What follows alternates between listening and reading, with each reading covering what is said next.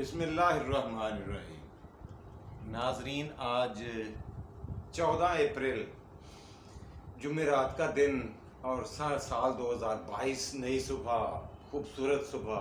Good morning, very good morning, صبح بخیر اور السلام علیکم ایوری باڈی۔ کیا حال ہے آپ کا؟ ٹھیک ہے؟ امید ہے آپ خیریت سے ہوں گے اور روزے بخیر و خوبی نبھا رہے ہوں گے، رکھ رہے ہوں گے۔ شہر رمضان کا ادب و احترام ہی نہیں، اس پر عمل درآمد بھی کر رہے ہوں گے۔ نفلی عبادت فرض کے برابر، اور فرض کی عبادت جو ہے وہ اس کا ثواب 10 گنا بڑھ جاتا ہے اس مہینے میں۔ ہمارے دین مبین نے ہمیں بتایا ہے۔ اللہ ہر ایک کو اس پر عمل درآمد کی توفیق عطا فرمائے، آمین ثم آمین۔ ناظرین، ہم تاریخ ہندوستان میں پہنچ چکے ہیں پران کے دور میں۔ پچھلی کچھ قسطوں سے پران کے دور کا ذکر کر رہے ہیں، یعنی حضرت عیسیٰ علیہ السلام کی وفات کے 3 صدیاں بعد سے لے کر 12 صدیاں بعد تک، 300 عیسوی سے لے کے 1200 عیسوی، یعنی آج سے تقریباً 1200 سال پہلے تک کا جو جو ایریا ہے، جو زمانہ ہے، اسے پران کا زمانہ کہتے ہیں۔ اس میں ہم ہندو مذہب کے جو پیشوا ہیں ان کا ذکر، جو موٹے موٹے نامور نامی گرامی گزرے ہیں، ان کا ذکر کر رہے ہیں، ان کا تذکرہ کر رہے تھے۔ سب سے پہلے میں نے آپ کو مختصر میں آپ کو پچھلا احوال بتا دوں۔ سب سے پہلے ہم نے شنکر آچاریہ جی کی بات کی، شنکر آچاریہ جی کی بات کی۔ یہ پوجنے والے تھے، پجاری تھے، یہ عبادت کرتے تھے شیو جی کی۔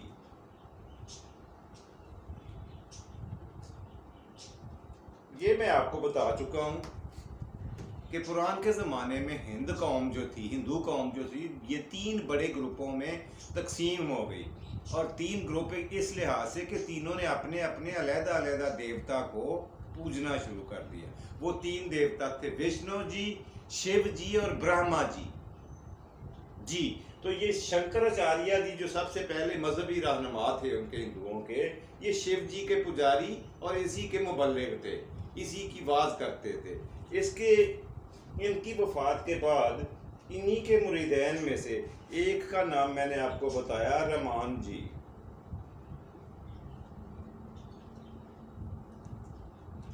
رمان جی یہ دوسرے نمبر پہ میں نے اس کا آپ سے ذکر کیا تھا، اور تیسرے نمبر پہ جو میں نے آپ کو یہ بتا دیا تھا کہ رمان جی کے 12 چیلے تھے، 12 خاص مریدین تھے،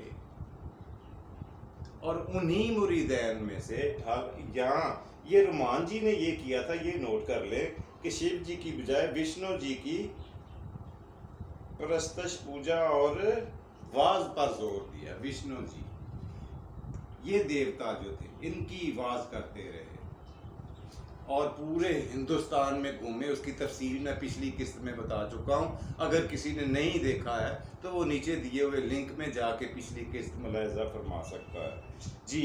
تو اب میں نے آپ کو پچھلی قسط میں بتایا تھا کہ رمان جی کے 12 چیلے یعنی خاص مریدین تھے، انہوں نے دنیا میں چھوڑے، حالانکہ خود یہ 32 سال کی عمر میں وفات پا گئے تھے۔ اور ان کے چیلوں میں سے ایک چیلا اٹھا جن کا نام تھا کبیر صاحب، مرید خاص تھا ان کا نام تھا کبیر صاحب۔ یہاں تک یہ یاد ہے کہ کبیر صاحب جو تھے یہ ان کے چیلے تھے، خاص مریدین میں سے ایک تھے، اور 12 کے 12 میں سے انہوں نے خوب نام کمایا۔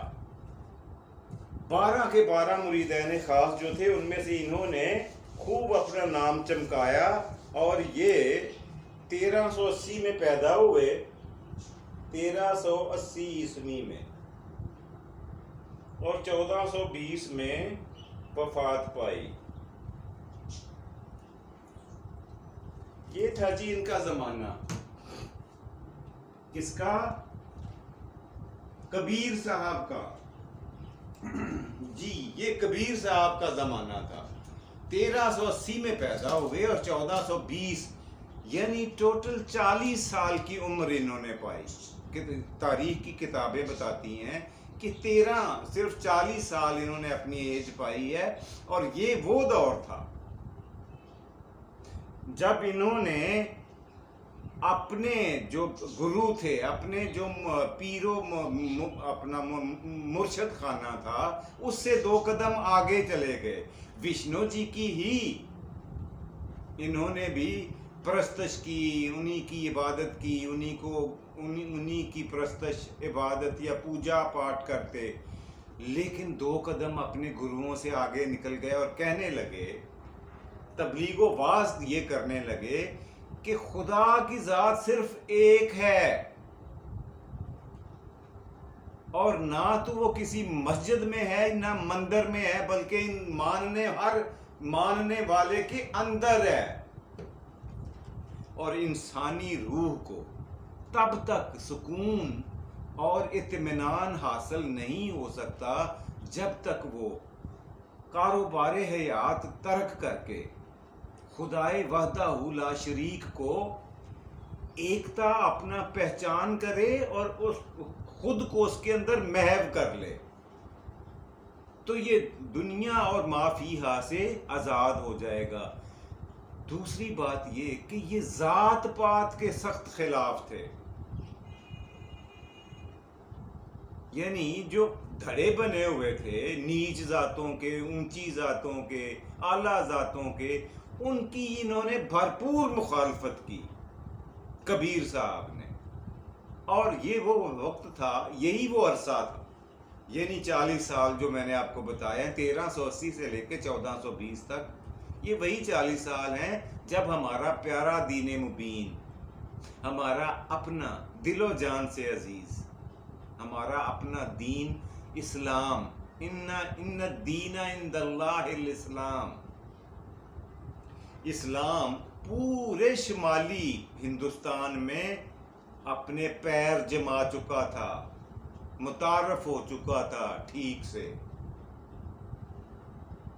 اور یہ اس کو ہندوستان میں متعارف کروانے والا کوئی نبی نہیں تھا، یہ اولیاء اکرام تھے جو خاص طور پر بغداد سے زیادہ تر اٹھ کر آئے تھے، اور یعنی ایران عراق سے اٹھ کر آئے اور یہاں سے افغانستان کے رستے ہندوستان میں داخل ہوئے اور پورے ہندوستان میں پھیلے. لیکن شروع میں یہ کبیر صاحب کے دور میں ان کا زیادہ تر جو رجحان تھا وہ شمالی ہندوستان کی طرف، یعنی ہمالیہ کے ساتھ ساتھ شمالی Hindustan, northern areas of the Indian prosperity, یہ زیادہ ان کی توجہ کا محور و مرکز رہے.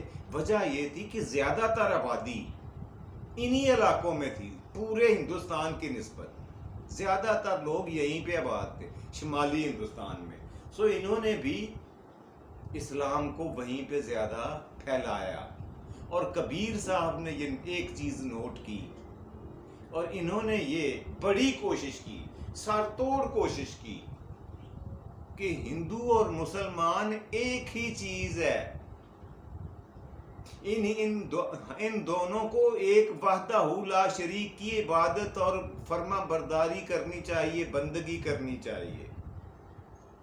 لیکن بہت ساری باتوں میں پھر جب یہ کسی بحث مباحثہ میں پڑھتے تو پھر یہ ان کا ٹکراؤ ہو جاتا مسلمانوں کے ساتھ، اور اسی لیے یہ پھر ہندو بھی کہلائے. لیکن اکثر ان کی جو واعظ اور تبلیغ ہوا کرتی تھی وہ اس لحاظ سے مسلمانوں کے قریب ترین تھی کہ یہ ایک تو ذات پات کی تمیز نہیں کرتے تھے، اس کے پسند پیروکار نہیں تھے، اس کو نہیں مانتے تھے، اور دوسرا کہا کرتے تھے کہ بت پرستی سراسر ناجائز اور غلط ہے،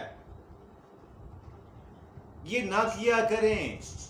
صرف اور صرف وشنو جی یا دیوتا ایک ہی ہے جو مسلمانوں نے اپنے نام سے رکھا ہوا ہے اور ہندو اسے وشنو جی کے نام سے جانتے ہیں. یہ نظریہ ان صاحب کا تھا، کبیر صاحب کا. خیر انہوں نے کافی دیر تبلیغ و واعظ کی، بہت سارے اپنے انہوں نے معتقد پیدا کیے، بہت سارے اپنے مریدین پیدا کیے، اور یہ اس بات پر سٹریس کرتے رہے کہ مسلمانوں اور ہندوؤں کا خدا وحدہ لا شریک ایک ہی ہے، اسی کی پوجا اور پرستش کرنی چاہیے، اور وہ مسجد یا مندر میں نہیں رہتا بلکہ انسان کے اندر رہتا ہے۔ اگر اسے ملنا ہو تو خود سے ملیے، خود کو پہچانو کہ وہ ہمارے اندر موجود ہے، ہمیں پیدا کرنے والا، ہمیں اسی کی پوجا اور پرستش کرنی چاہیے۔ اس لحاظ سے یہ ہندوؤں اور مسلمانوں کو جوڑنے کی پوری کوشش کرتے رہے ساری عمر، 40 سال کی زندگی۔ بہرحال بنیادی فرق تو پھر تھا، دین مبین کا اور ہندوازم کا تھا اور ہے اور رہے گا۔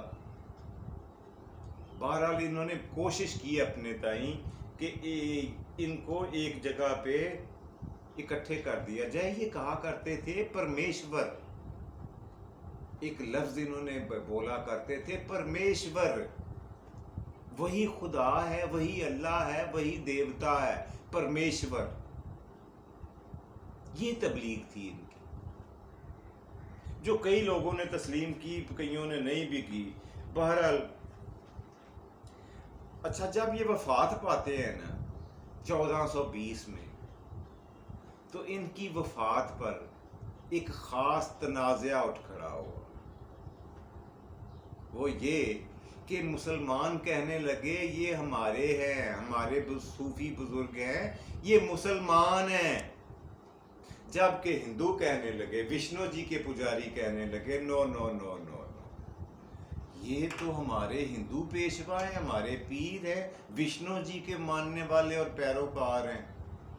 ان قریب تھا کہ دونوں مذہبوں میں لڑائی ہوتی، جھگڑا ہوتا۔ کہا جاتا ہے، تاریخ کی کتابوں میں لکھا ہے کہ جب ان کی چادر، ان کی لاش، ڈیڈ باڈی پر سے چادر ہٹائی گئی تو نیچے سے باڈی غائب تھی اور پھول رکھے ہوئے تھے، تازہ پھولوں کی ایک ڈھیری پڑی ہوئی تھی، اور وہ آدھے پھول ہندوؤں نے وصول کر لیے اور آدھے مسلمانوں نے۔ ہندوؤں نے اپنے سب سے مقدس مقام یعنی مدارس میں لے جا کر ان پھولوں کی آخری رسومات ادا کی، جبکہ مسلمانوں نے اپنے حصے کے پھول اٹھا کر انتہائی عقیدت و احترام اور مذہبی رسومات کے مطابق ان کو دفن کیا، ان کو آگ نہیں لگائی، کیونکہ آگ لگانا ہمارے دین میں جائز نہیں ہے، مناسب نہیں ہے۔ مسلمانوں نے ان کو دفن کیا، کبیر صاحب کو۔ یہ میں نے مختصر کر کے آپ کو آج کے ایک نئے ہندو پجاری یا مبلغ یا تبلیغ یا واعظ کی بات آپ کو مختصر کر کے سنائی ہے۔ اگلے پروگرام میں ہم کوشش کریں گے کہ ایک نہیں بلکہ 2 علماء اکرام کے، ان کی ہندوؤں کے مذہبی رہنماؤں کے بارے میں بتاؤں اور اس چیپٹر کو کلوز کر کے آگے بڑھیں۔ جی، اس سیگمنٹ کو آج ہم یہیں پہ بند کرتے ہیں اور اگلے پروگرام پہ انشاءاللہ بات اور آگے لے کر کے جائیں گے۔ پروگرام کا دوسرا اور مزیدار سیگمنٹ روز کی طرح وہ ہوتا ہے آج کا لفظ۔ جی، آج کا لفظ جو میں آپ کو بتانے جا رہا ہوں وہ بڑا مزے کا ہے، وہ ہے یہ رہا۔ آپ نے مجھے بول کر سنانا ہے کہ یہ میں نے کیا لکھا ہے۔ جی، یہ کیا لکھا ہے میں نے؟ جی ہاں، کسوٹی۔ کسوٹی نا، یہی لکھا ہے نا میں نے۔ اچھا، لکھنے والے نے بالکل ٹھیک لکھا ہے، اس میں کاتب کی کوئی غلطی نہیں ہے، لیکن قاری کی غلطی ہے، پڑھنے والے کی، کہ اس نے اسے کسوٹی پڑھ لیا، حالانکہ یہ لفظ ہے کسوٹی، 2 الفاظ کا مرکب ہے۔ یہ ان کا پیچھا کریں تو پتہ چلتا ہے کہ یہ 2 الفاظ ہیں، کس اور وٹی۔ اچھا، کسوٹی کا مطلب ہم کیا لیتے ہیں؟ امتحان یا پھر آزمائش یا جانچ کرنا یا پرکھ کرنا کسی چیز کی، کسوٹی کا مطلب۔ اچھا، یہ کس بٹی 2 الفاظ ہیں۔ کس کا مطلب ہوتا ہے रगड़ना, और वट्टी कहते हैं छोटे रोड़े को।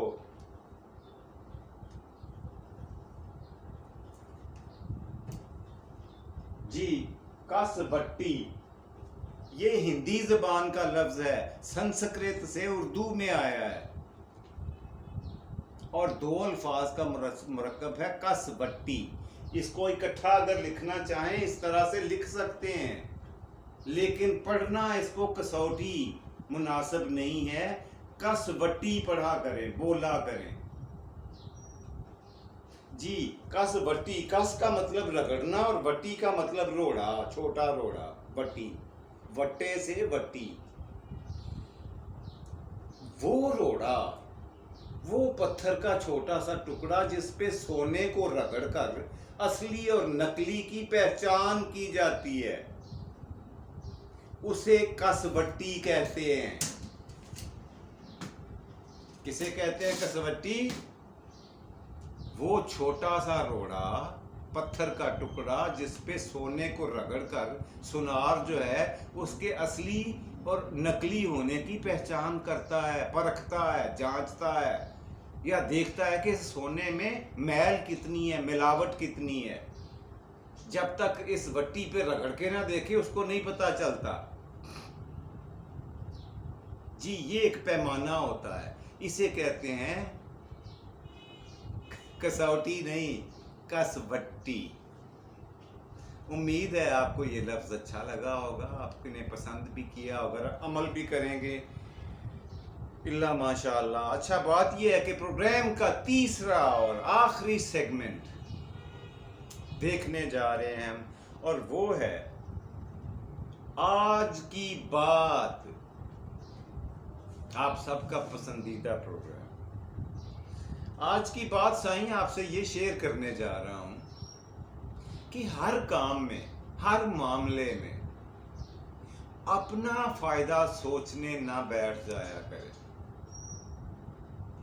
कि मेरा मुफाद इसमें क्या है। हर काम में, हर मामले में अपना फायदा और मुफाद सोचे बगैर दूसरों में खुशियां और आसानियां तकसीम करते रहा करें। इसका और कोई फायदा हो या ना हो, ये बात तय है कि जो लोग फूल तकसीम करते हैं ना, और कोई चीज उनके हिस्से में आए या ना आए, लेकिन उनके हाथों से खुशबू जरूर आती है, इसलिए कि वो इन्हीं हाथों से भर भर कर फूल लोगों में तकसीम करते हैं और दूसरों को दुख देकर, दूसरों की दिल आजारी करके। अगर आप ये चाहें कि मुझे दिली और ज़हनी सुकून मिल जाएगा, तो ये आपस है, फजूल है, खाम ख्याली है आपकी। मेरी बात को ज़रा सोचिएगा, गौर कीजिएगा। उम्मीद है आप समझ गए होंगे मैं क्या कहना चाह रहा हूँ। जी, ये था आज का प्रोग्राम। इसके साथ ही अपने मेज़बान जावेद इकबाल को दीजिए इजाज़त। अल्लाह हम सब का हामी और नासिर। अपना और अपने प्यारों का ढेर सारा ख्याल रखिएगा, मुझे अपनी दुआओं में याद रखिएगा। अल्लाह सोना आपको आसानियाँ अता फरमाए और आसानियाँ तकसीम करने की भी तौफीक दे। पाकिस्तान जिंदाबाद।